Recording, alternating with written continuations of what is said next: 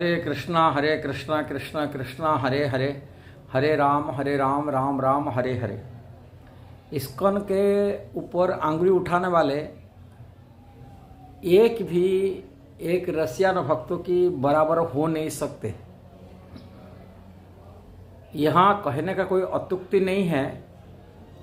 भले ये संसार में भारतवर्ष में उनको बहुत पूजा प्रतिष्ठा मिला है, बड़े आचार्यों गुरु रूप में घोषणा हो रहे कर रहे हैं लोग, तथाकथित साधु इस हिसाब से उनको बड़े सम्मान मिलता है। बड़े महामंडलेश्वर बन की बड़े आचार्यों गुरु रूप में शिष्य अनुयायी हजार लाखों फॉलोअर भी बनाई रखे हैं, किंतु एक रसियन भक्त जो अपने जीवन में तपस्या किए हैं, जो भक्ति किए हैं, भक्ति का प्रसार प्रभाव जो रसिया को परिवर्तन कराया, एक देश, वो देश को पूरा परिवर्तन कराया, पूरा कम्युनिस्ट शासन से मुक्त करा कि वैष्णव धर्म से दीक्षित कराया। गाय की मांस खाने वाले, कुत्ते मांस खाने वाले ऐसा लोगों को कृष्ण भक्ति में प्रबुद्ध करा करके कृष्ण प्रति जो समर्पण भाव कराया, वो भक्त की बारे में आप लोग यदि जानकारी होने के लिए चाहते, एक इस्कॉन की में प्राप्ति होता है, उसका नाम सल्टर ब्रेड। सल्टर ब्रेड के नाम से नमकीनी रोटी जो कहते हैं, हिंदी में कहते ब्रेड।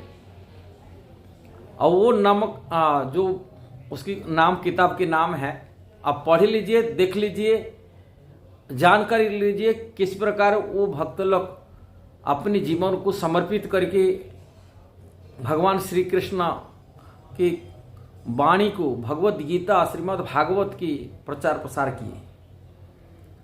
ये कथा कोई कहानी नहीं है, ये वास्तविक सत्य, जो सत्य कथा के आधार पर लिखा गया है, जो भक्तों की इतिहास है। कि हम लोग को तो यहाँ धरती पर भारत में विशेषकर कोई साधु महात्मा बन जाता है, तिलक कंठी लगा देता है, कि जटा लगा देता है, कि भगवा वस्त्र, लाल कपड़ा वस्त्र पहन लेता है, उनको बड़ी सम्मान मिलता है, लोग पूजा करते, लोग को आरती उतारते, तरह तरह भोजन पकवान बनाकर घर बुलाकर खिलाकर दक्षिणा दिलाते, साधु महात्मा रूप में ये करते, किंतु ये सब कोई नहीं मिलता। जहाँ पर प्रतिकूल परिस्थिति में रहकर कृष्ण के भजन किया, और कृष्ण के भजन के प्रभाव से एक देश, छोटे मोटे आज की रसिया नहीं, सोवियत रूस था, URSS जो बोलते हैं ना, यूनाइटेड सोवियत रूस, वो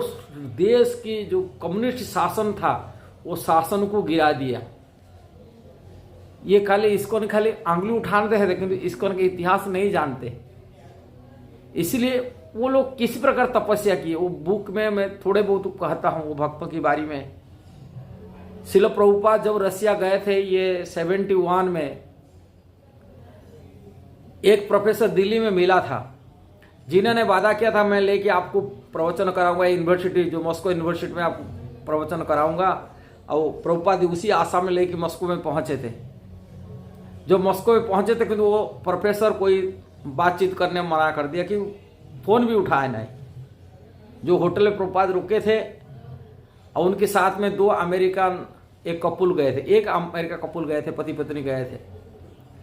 वो कपुल वहाँ कोई भोजन देखने, खाने पीने के लिए कुछ भी नहीं था। एक इनको मांस हर जगह मिलता था, खाएंगे क्या। और एक फल का दुकान में, जहाँ पर सरकारी तरफ से मिलता है, फल का दुकान में लाइन में खड़ा था, और वो जो अमेरिकन डेपुटी तिलक कंठी मुंडन हुए थे, धोती पहने थे, इसको देखकर उसी रास्ता में भारतीय की अम्बासी की लड़का जा रहा था, अपने रसियन दोस्त के साथ जा रहा था। देखा है कि भारतीय साधु वेश में वो नहीं, कि विदेशी गोरे खड़ा हुआ है। उनके मन में जिज्ञासा हुआ, उन्होंने आके पूछा, आप कहाँ से आए, किसे ऐसे धोती कुर्ता कहाँ है, जो तिलक कंठी कहाँ मिला है सब। तब बोले मैं तो अमेरिकन के हूँ, मेरा गुरुजी भारतीय है, वो ये होटल में रुके हैं और वहाँ खाने के लिए हम कुछ नहीं मिलता, इसलिए हम लोग को यहाँ के कुछ फल खरीदी करने के लाइन में खड़ा हूँ। तभी उन्होंने जो अम्बासी की लड़का उनको तुरंत बोला हमारा घर भारत से यहाँ आता है, सामान आता है भारतीय चीज़, आप आ जाइए, मैं आपको कुछ दूँ सामान जो भोजन के लिए। तो उन्होंने अपने घर बुला के लेके गया, फिर घर से कुछ लेके सामान लेके आकर प्रभुपाद जी को पुण्य मिलने के लिए वो खुद भी आए। जो मिलने के लिए आए उनके साथ में एक रसियन भक्त आ गए। वो रसियन भक्त जो आए थे प्रभुपाद, वो रसियन भक्त को देखे उनसे भी बात करने लगे। उससे उनको इतना बातचीत नहीं किए और उससे बात करते करते उनको कन्विंस कराए। सोचने लगे यदि भगवत गीता यदि होता, मैं गीता दे देता हूँ, तभी आप उसको पढ़ते, भगवान की संदेश है, पढ़ेंगे कुछ जानकारी मिलेगा। किंतु उसी बीच में प्रभुपाद बोले गीता तो आना यहाँ मॉस्को एयरपोर्ट में अलाउ नहीं होता, कोई बयान होता, कोई भी भगवत गीता धार्मिक ग्रंथ आ नहीं सकता, आने से सीधा जेल में जाना पड़ता है, गीता कैसा आएगा। किंतु तुरंत उसी टाइम से प्रभुपाद जो शिष्या थी, जो भक्तिनी थी जो थे, उन्होंने तुरंत बोला प्रभुपाद मैं गीता ले आया। बोले कैसा लेके आया? बोले मैं अपनी स्लीपिंग बैग के अंदर घुसा के रखा था और स्लीपिंग बैग जो एयरपोर्ट चेक किया वो एयरपोर्ट स्लीपिंग बैग फेंक दिया, अब मैं आ गया। प्रभुपाद बोले बहुत बड़ा कृष्ण का कृपा, कृष्ण का इच्छा है यहाँ करने का। तभी वो गीता को प्रभुपाद दिए, उसको पढ़ने के लिए बोले आपको पढ़ करके उसको ट्रांसलेट करके रसियन लोगों को यदि आप प्रचार करेंगे तभी हम रसियन लोगों को परिवर्तन होंगे, भगवान की चरण में शरणापन्न होंगे, आश्रय लेंगे। अब प्रभुपाद बोले मैं जो भी आज तो रुकना नहीं, मैं तो एक दिन का आया था, एक दिन में चला जाऊं, किंतु फोन में बातचीत होता रहेगा।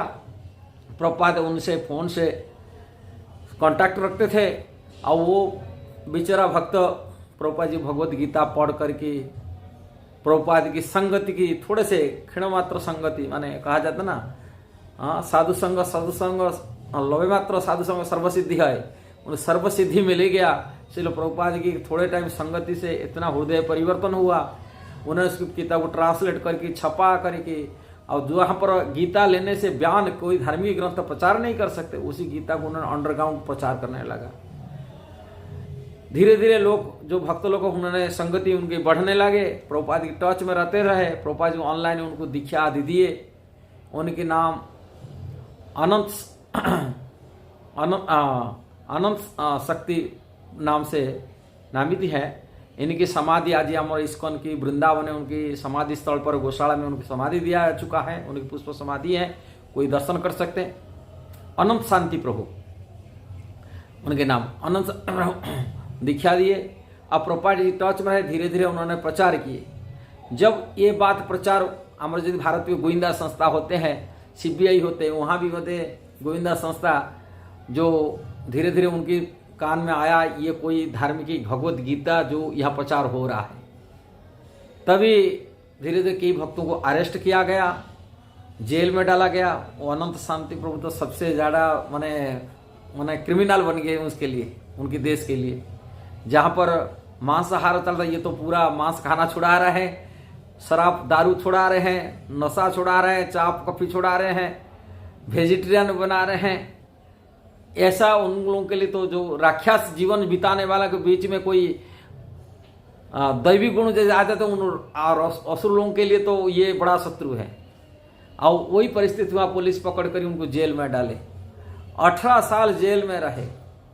और जो पकड़ा जाता था भक्तों को, अलग अलग भक्तों को पकड़ा जाता था, उनके आंगुली को दरवाजा के अंदर डाल दे करके दबा करके फट जाता था अंगुली, खून बुलाते, बोलते तो कहाँ से गीता ले आए, ये गूंगा बन के रहते थे। हीटर के सामना में उनको मुंह को डाल के रखते थे, फफूला पड़ जाता था, शरीर से आंख से जल जाता था। बोलो ये गीता कहाँ है, कहाँ से ये किताब लेके आ रहे, तब ये गूंगा बने थे, कुछ बोलते नहीं थे। अंडरग्राउंड प्रीचिंग इस प्रकार किए। बर्फ में बुरी में डालकर के, बर्फ में डाल के फील्ड में से बाहर खोला मैदान में डाल देते थे। दूसरा पूछते थे कहा, तभी गूंगा बन के रहते थे। आंगुल के अंदर में पीन डाल करके दूसरा दिन को हिला करके पुणे पूछते थे बताओ कहाँ से आए। तरह तरह स्ट्रक्चर, बहुत सारी परेशानी, उनको कष्ट उठाना पड़ा। ये सब करते हुए पुणे जेल भी मिला, तभी उन्होंने गूंगा बन के वही प्रचार अंदर अंदर चलता रहता। धीरे धीरे अब जो भी पकड़ा जाता था उनको पिटाई होता था इस प्रकार की। जेल के अंदर में खाने तो वहाँ तो मांस मिलता है, ब्रेड मिलता है, किंतु भक्त तो क्या खाएगा। केवल ब्रेड के साथ में वो नमक लगा कर खाते थे, इसलिए उसका बुक का नाम है सल्टर ब्रेड। नमक, हाँ, नमक और ब्रेड खा करके दिन नहीं, महीना नहीं, सालों नहीं, सालों सालों बिताना पड़ा।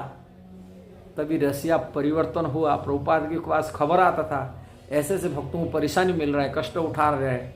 प्रभुपाद बोले ये सरकार दिन ना दिन खत्म होगा, कृष्ण का विजय निश्चित होगा। वही हुआ।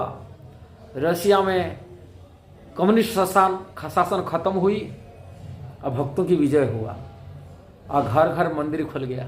जो भगवत गीता लेने से पुलिस अरेस्ट करी, जेल में डालता था, और गीता की होर्डिंग लगाना लगा, गीता जयंती उत्सव करना पड़ा।